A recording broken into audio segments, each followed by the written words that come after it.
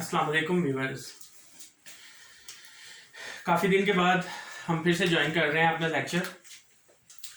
तो नए साल के साथ नई वीडियो का आगाज़ फिर से करते हैं। आज जो हमारा टॉपिक है, most important question in examination point of view, human reproductive system. इसमें हम वन बाय वन पढ़ेंगे मेल रिप्रोडक्टिव सिस्टम को, फिर फीमेल रिप्रोडक्टिव सिस्टम को, स्पर्मेटोजेनेसिस को, oogenesis को। तो अब हम स्टार्ट करते हैं male reproductive system. Male reproductive system में अगर देखा जाए तो सबसे पहले इसके कंपोनेंट्स को हम स्टडी करते हैं। ये जो मेल रिप्रोडक्टिव सिस्टम है, इसके 3 कंपोनेंट्स होते हैं। कितने कंपोनेंट्स होते हैं इसके? 3 कंपोनेंट्स। नंबर 1 हमारे पास आ जाता है paired testis plus paired duct and external genitalia.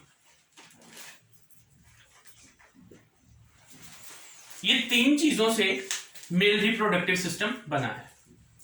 Okay, अब हमने इन तीनों चीजों को डायग्रामेटिक व्यू से अंडरस्टैंड करना है। बहुत सिंपल और बेसिक डायग्राम हमने इसकी ड्रॉ करनी है, जो कि आपके लिए भी बहुत आसान होगी।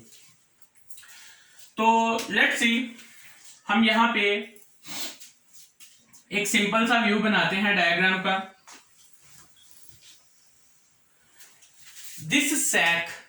This sac is called scrotum, where testes are situated. इसको मैं साथ साथ लेबल करता हूं। This is scrotum. Scrotum ये वो एक सैक है जिसके अंदर टेस्टिस मौजूद होते हैं। अब इसके अंदर यूं टेस्टिस मौजूद होते हैं। ये 2 टेस्टिस हैं। इन टेस्टिस के अंदर These are testes. इनके अंदर कन्व्यूलेटेड ट्यूब्यूल्स होती हैं। कन्व्यूलेटेड ट्यूब्यूल्स मौजूद होती हैं। इन कन्व्यूलेटेड ट्यूब्यूल्स को हम नाम देते हैं सेमिनिफेरस ट्यूब्यूल। क्या कहते हैं? Seminiferous tubule. इसको मैं एब्रिवेटेड फॉर्म में लिखता हूं, सेमिनिफेरस ट्यूब्यूल। ओके, यहां इसको हम नीचे की तरफ लिख देते हैं ताकि बाद में कोई प्रॉब्लम ना हो। These are seminiferous tubule. Same here, यहां पे भी मौजूद है, लेकिन हम एक टेस्टिस को अंडरस्टैंड करेंगे। एनाटॉमी में जब पढ़ते हैं तो एक ही टेस्टिस को हमने मेल रिप्रोडक्टिव सिस्टम को समझना है एक ही टेस्टिस की मदद से। ये जो कन्व्यूलेटेड ट्यूब्यूल्स होती हैं, यानी ये जो सेमिनिफेरस ट्यूब्यूल्स हैं, ये इकट्ठी होकर ऐसे मूव होती हैं ऊपर की तरफ। इसको हम कहते हैं स्पर्म डक्ट या वास डेफरेंस। वास डेफरेंस या स्पर्म डक्ट भी इसे कहते हैं। ये आगे से इसका कुछ पोर्शन कन्व्यूलेटेड होता है, बलदार होता है। कन्व्यूलेटेड या बलदार होता है। इस बलदार पोर्शन को हम कहते हैं एपिडिडेमिस। एपिडिडेमिस। ये जो बलदार पोर्शन है, ये ऐसे क्वाइल होके सराउंड करता है यूरिनरी ब्लैडर को। Let's see, this is urinary bladder. Okay, अब ये जो स्पर्म डक्ट है या वास डेफरेंस है, इसका कुछ पोर्शन होता है जो थोड़ा सा स्वेल होता है, इस तरह से, लाइक दिस। ये जो स्वेलिंग पोर्शन होता है, इसे हम कहते हैं एम्प्यूली या एम्प्यूला। एम्प्यूला। अंडरस्टैंड। अब यहां से इसी के साथ एक यूं डक्ट होती है, थोड़ी सी इलोंगेट होती है, उसी से अराइज होती है एम्प्यूला से, जिसे हम कहते हैं सेमिनल वेजिकल। इस डक्ट को हम क्या नाम देंगे? Seminal vesicle. सेमिनल वेजिकल, इसे हम क्या कहते हैं? Seminal vesicle. अब ये अराइज होते ही यहां से मूव करेगी, जब ये क्रॉस कर जाएगी इस अपने बलदार पोर्शन को, यहां पर हम इसको कहेंगे इजैक्यूलेटरी डक्ट। इस पोर्शन पर जब ये आ जाएगी तो हम इसे क्या कहेंगे? Ejaculatory duct. Okay, now it will become ejaculatory duct. अब इसके साथ इसने जहां से पास होना है, ये इजैक्यूलेटरी डक्ट है, कॉन्टिन्यू है, इसके ऊपर अटैच होता है एक ग्लैंड जिसे हम कहते हैं प्रोस्टेट ग्लैंड। क्या कहते हैं इसे? Prostate gland. Prostate gland. Understand. अब ये जो प्रोस्टेट ग्लैंड होता है, एक्चुअली ड्यूरिंग सेक्सुअल अरोजल इस ग्लैंड से सिक्रीशंस निकलती हैं, ठीक है, जो आपके सेक्सुअल एक्टिविटी को इंक्रीज करती हैं, इनहांस करती हैं। अंडरस्टैंड। ये जरा एक हटके टॉपिक है, इसको हम यहां पे डिस्कस नहीं करेंगे, आगे चलते हैं। इसके साथ प्रोस्टेट ग्लैंड के साथ एक और ग्लैंड अटैच होता है जिसे हम कहते हैं बल्बो यूरिथ्रल ग्लैंड। क्या कहते हैं? This is called bulbo urethral gland. Okay, bulbo urethral gland. अब याद रखिएगा ये कौन सी डक्ट आ रही है? एजैक्यूलेटरी डक्ट यानी स्पर्म डक्ट। इसके साथ ये यूरिनरी ब्लैडर है, यूरिनरी ब्लैडर से भी यूरिनरी डक्ट आके इसके साथ मिल रही है, ठीक है। ये दोनों डक्ट्स यहां पे आ रही हैं। कौन सी? यूरिनरी डक्ट भी और स्पर्म डक्ट भी, यानी इजैक्यूलेटरी डक्ट भी, ये दोनों डक्ट्स आ रही हैं। अंडरस्टैंड। अब वो पॉइंट जहां पे ये दोनों डक्ट्स आपस में मिलती हैं, यानी स्पर्म डक्ट यानी genital duct plus urinary bladder से आने वाली यूरिनरी डक्ट, इस मुनासबत से हम इनको कहते हैं this is urinogenital duct. Now this is called urinogenital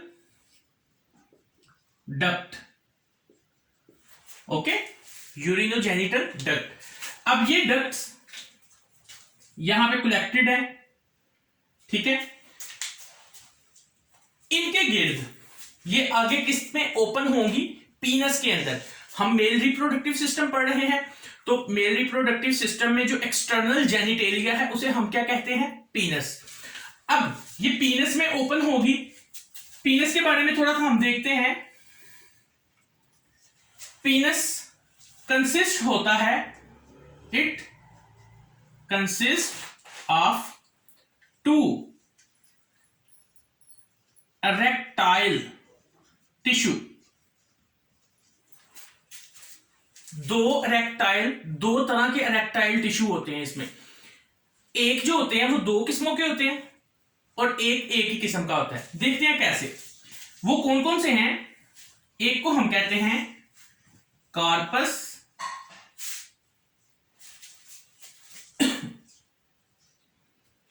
cavernosa, corpus cavernosa, और दूसरे को हम कहते हैं कार्पस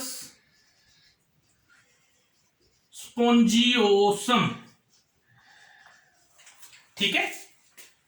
ये नंबर में जो कार्पस कैवर्नोसा है ये नंबर में 2 होते हैं और ये एक ही होता है। अंडरस्टैंड। जो मैंने पहले बात की है, मैंने कहा it consist of 2 erectile tissue, यानी ये जो कार्पस कैवर्नोसा है ये 2 तरह के होते हैं। 2 लेयर्स इनकी होती है, यानी 2 होते हैं नंबर में। और जो कॉर्पस स्पोंजियोसम है ये इसको सराउंड करते हैं, इनके नीचे होते हैं, ये एक ही टाइप के होते हैं। अब देखते हैं ये कहां पे, लेट्स सी। ये तो हमारे पास आ गई ना यूरिनोजेनिटल डक्ट। इसके गिर्द यहां पे बच्चों ये एक टिश्यू की लेयर है इस तरह, दूसरा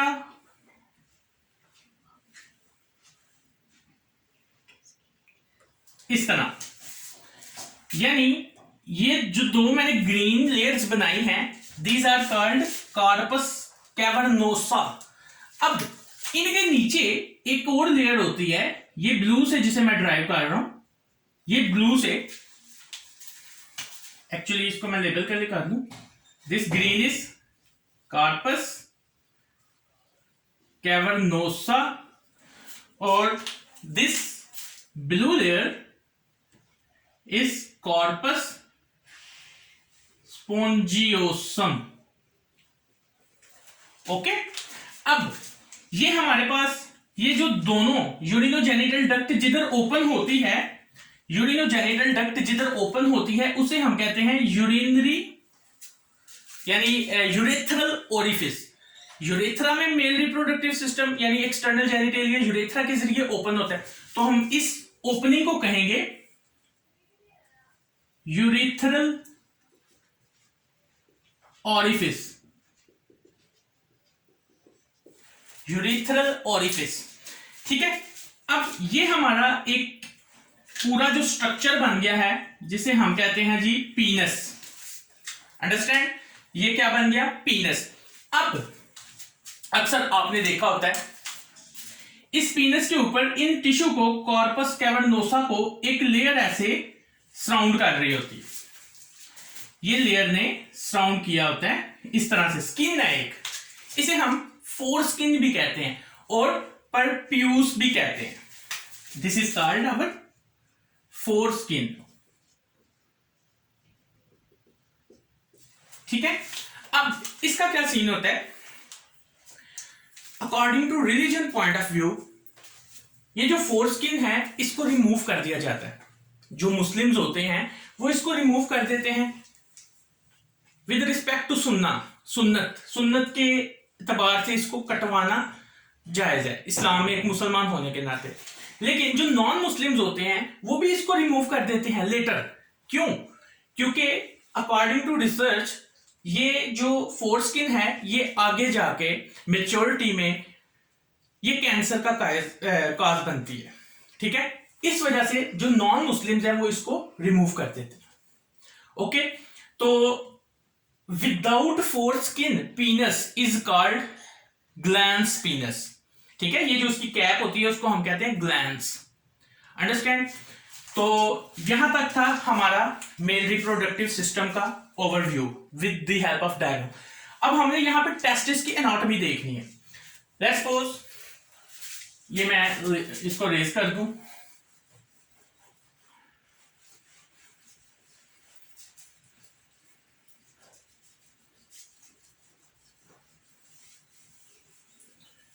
जी।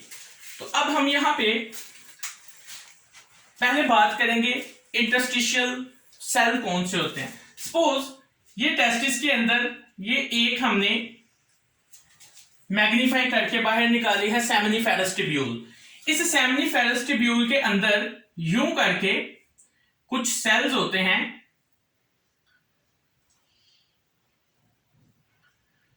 इन सेल्स को हम कहते हैं interstitial cell, interstitial cells. Okay, अब इसको हम जरा सर्कुलर व्यू में देखें, cross section. Let's see, these are a seminiferous tubule, this is seminiferous tubule। अब इस seminiferous tubule के ऊपर कुछ यूं इनमें सेल्स होते हैं,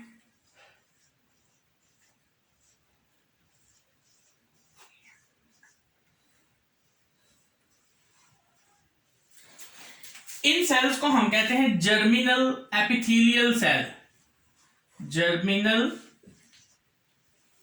एपिथेलियल सेल। ओके, इनके दरमियान कुछ और सेल्स होते हैं जिनको हम कहते हैं interstitial cell. These are interstitial cell.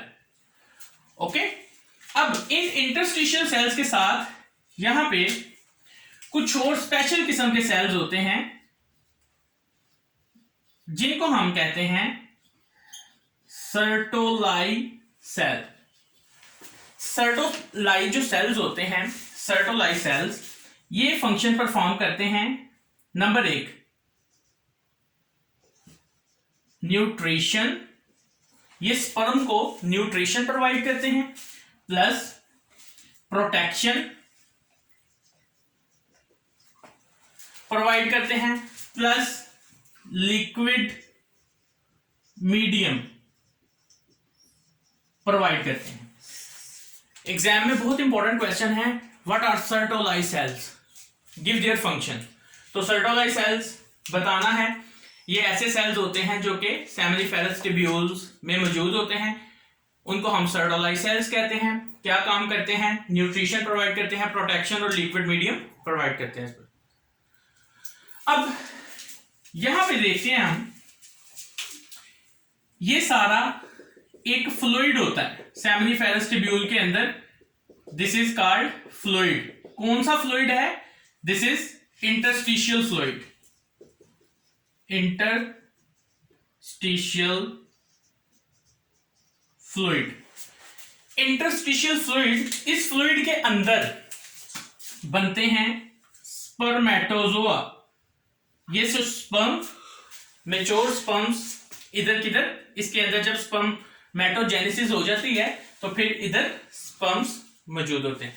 ये इंटरस्टिशियल फ्लूइड के अंदर मौजूद होते हैं, इनको हम क्या कहते हैं? Spermatozoa, mature sperm. अब ये हो गई टेस्टिस का क्रॉस सेक्शन, उसमें हमने सर्टोलाई सेल्स पढ़ा, इंटरस्टिशियल सेल के बारे में पढ़ा, प्लस जर्मिनल एपिथेलियल सेल पढ़ा। अब ये डायग्राम हमने इससे रिलेट करके बनाई है टेस्टिस के सेमिनिफेरस ट्यूब्यूल के एनाटॉमी। अब हमने देखना है कि ये स्पर्म मैच्योर कैसे होते हैं, वो कौन सा प्रोसेस है जिसके जरिए ये मैच्योर होते हैं, उस प्रोसेस को हम कहते हैं स्पर्मेटोजेनेसिस। तो स्पर्मेटोजेनेसिस को हम देख लेते हैं।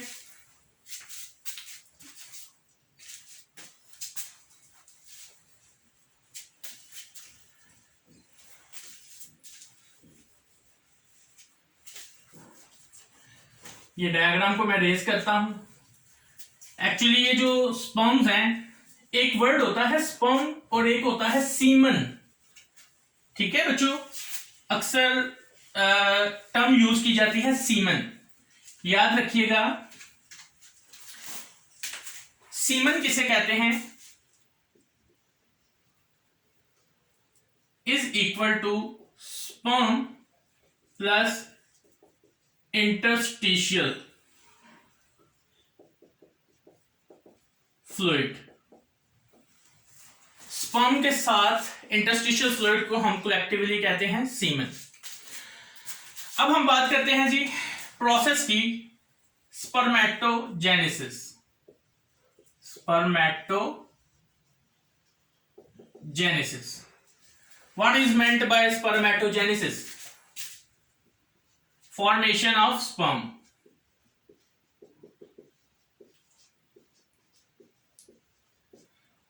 Formation of sperm या spermatozoa. This is called spermatogenesis. ये एक प्रोसेस है। ये प्रोसेस कैसे होता है हम देखते हैं। बहुत सिंपल सी बात है। सबसे पहले हमारे पास कुछ सेल्स होते हैं, इन सेल्स को हम कहते हैं germinal epithelial cell. Germinal epithelial cell, ठीक है। Let's suppose these are actually diploid in number, okay. अब जर्मिनल एपिथेलियल सेल डिप्लॉइड हैं, इनमें होगी फर्स्ट माइटोसिस। क्या होगी जी? माइटोसिस। माइटोसिस होगी तो नंबर ऑफ क्रोमोसोम तो कांस्टेंट रहेंगे, डिप्लॉयड ही रहेंगे। माइटोसिस होके ये थोड़े से ग्रो करेंगे, तो इनको हम कहेंगे, ये कौन से सेल बने, इनको हम कहेंगे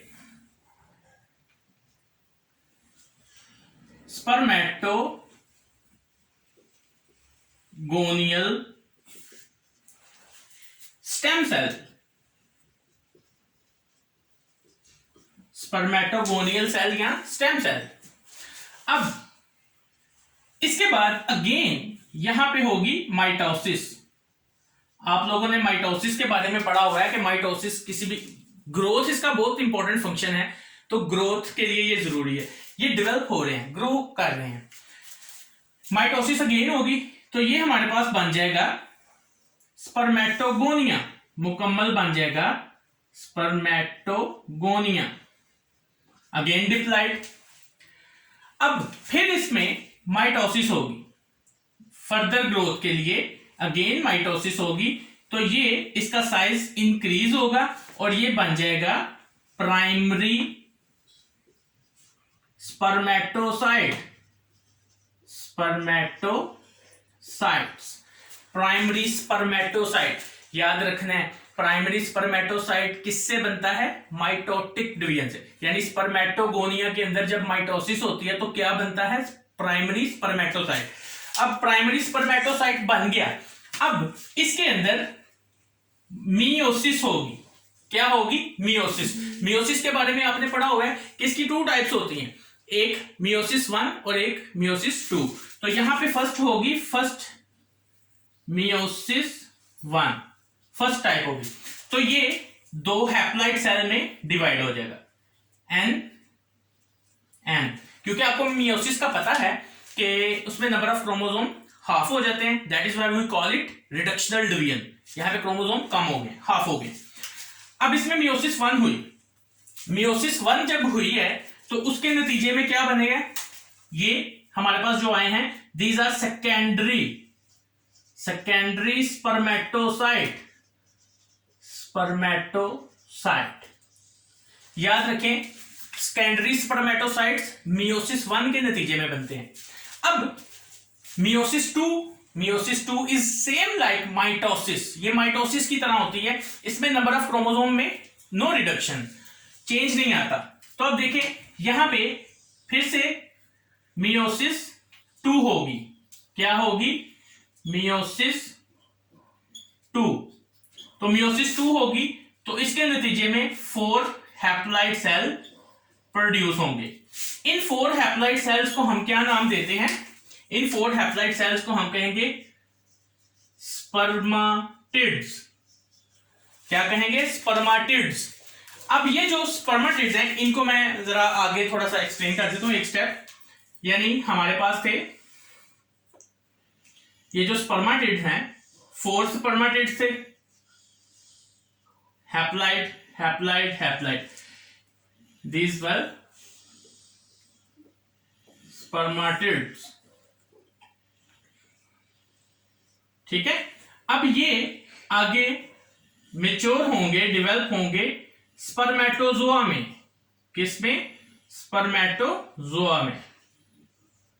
these are actually स्पर्मेटोजोआ।